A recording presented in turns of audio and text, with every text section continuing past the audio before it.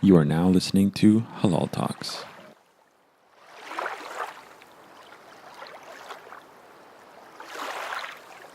Yeah. The biggest distinction, I think, between when you were in university and now university is social media. Do you think that aids you in helping people, or it's damaging the relationships and good suhbah? So I don't want to sound like an anti-technology person. It wasn't only social media; it was also smartphones in general. Yeah. Like again, nobody had smartphones when we were in Egypt until probably the last year we were there. Forget undergrad, right? We're talking about after undergrad.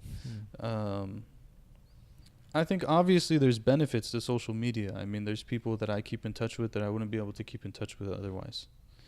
And that's actually why I should remind myself, that's actually why I got on social media when I left Egypt, was there's people from these different countries, teachers that we have here. We want to be able to maintain some relationship with them. But I think that a lot of the benefit that's reaped is also lost in the time and energy and pseudo relationships that it makes people feel like they have. And one of the things, and I think that actually Greater Los Angeles is similar in that way. And I'll tell you what I mean, is that Greater LA, people understand it to be one region.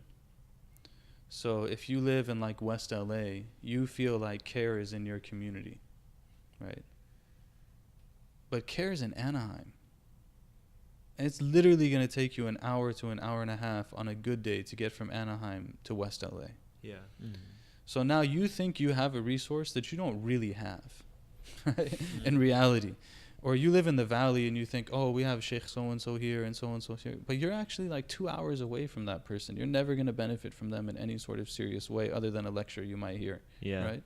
So you think you have a resource that you don't actually really have. And what that does is it makes it so that the people on the ground don't fill those gaps. And I think that social media is very similar. That it makes us feel that we have things that we don't actually have, and then it limits us from doing the things that actually need to get done, because we don't realize the true need that's there. The need has been false sense. Yeah. So I think there's good in it too, but I just feel like things were fine. Like we were able to do things without that. People still had email. They still had phones, and you could call them and leave them a message. It was totally normal. Now, if someone calls you, you feel like, man, I have to answer it because they're probably in the hospital. Because why would anyone just call me, right? Like that doesn't. Nobody's just gonna call you out of nowhere. But anyways, I mean, I don't want to get too negative about it. It's a reality. So the question then becomes more of like, how do we deal with it than anything else? Right. I've tried to get off social media multiple times, but some of our teachers have said that the reality of technology is that if you want to have any sort of influence in it, you have to be on its platforms, and they're not going anywhere.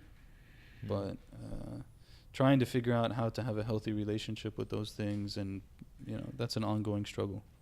I think it's more so really to use it as a tool as it is, and to learn how to best use that tool. Because there are so much good from it, but just like a hammer, if you go around, what's that saying? Like you can just go use a hammer and start hitting whatever. I don't know how to what the saying is, but I think social media kind of embodies that same thing, that you need it in a sense that that's just how life is now. But we need to learn how to properly use it, because there is that, I think, human need to be able to connect with people, and it kind of gives you that instantaneous connection with people. So then it fulfills that need, and then you don't need to then call that person. So I think it takes that extra step to realize, hey, I think I'm going on the wrong direction with that social media. That it's not actually fulfilling my need, and that's the concern. I mean, people will always say that it's technology, you can use it either way, and so on and so forth. But I think that it's important philosophically to understand that just because you can use something either way doesn't mean it's neutral.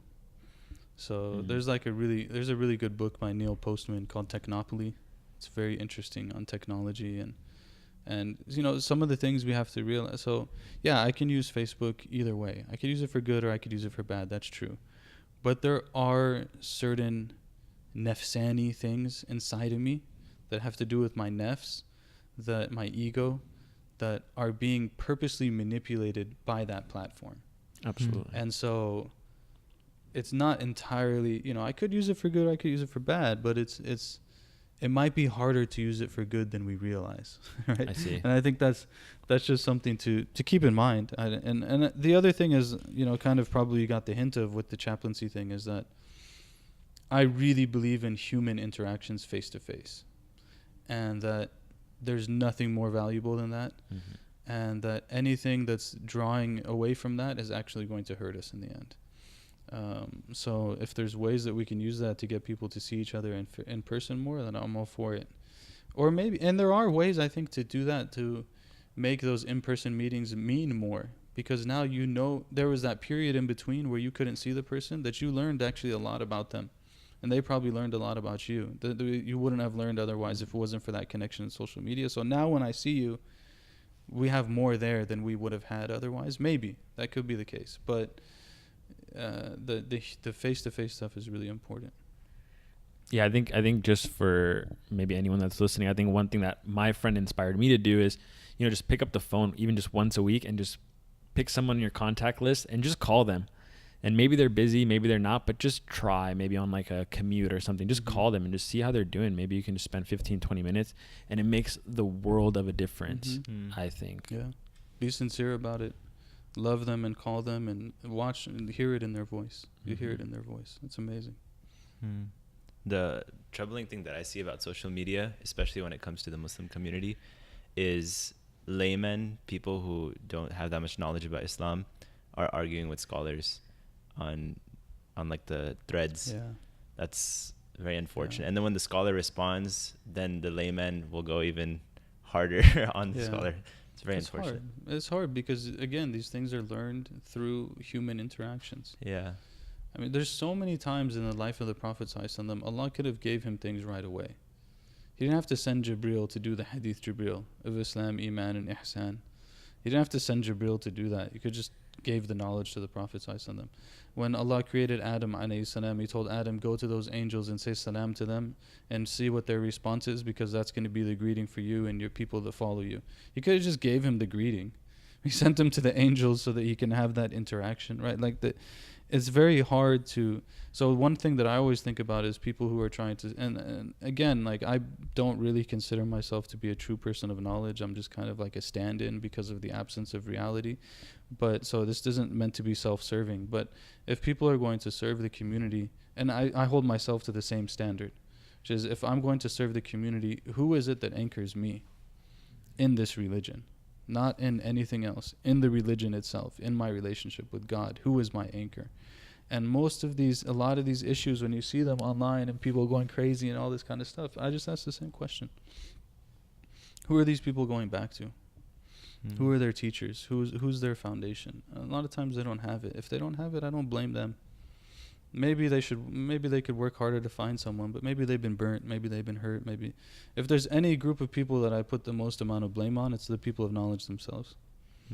That either they haven't properly upheld the legacy that they're supposed to be upholding, or maybe they haven't treated people correctly, or maybe they're not doing what they need to do. And, Allah help us. But I think that's...